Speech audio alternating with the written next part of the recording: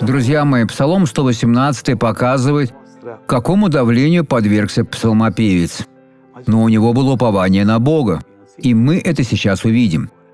Он сказал следующее: «Душа моя непрестанно в руке моей».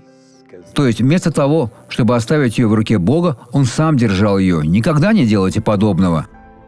«Но, — сказал он, — но закона твоего не забываю. Итак, если закон Бога, вручи Господу путь твой, Он поддержит тебя. Если будешь служить Ему всей своей душой, всем своим сердцем, изо всех своих сил, сделайте это. Вручите свою душу в руки Бога. Бог, теперь она твоя. С этого момента я божественная собственность. Я принадлежу тебе. А если придет зло, нет, моя душа не в моих руках. Моя душа в руках Бога. И не забывайте закона Божьего, поскольку в законе Божьем есть заповеди. И за каждую заповедь есть воздаяние. Верьте в Господа Бога, и Он вас спасет. Уповайте на Него, и Он будет хранить вас. Так будет всегда. Перестаньте держать душу в своих руках, из-за чего вы приходите в отчаяние. Вы находитесь на качелях, а это нехорошо. Вам нужно пребывать на твердыне, а это Иисус. Посмотрите на благословленного человека. Я не могла поднять руку вот так. Не могли так сделать? Я уставала. Уставали. А теперь я могу.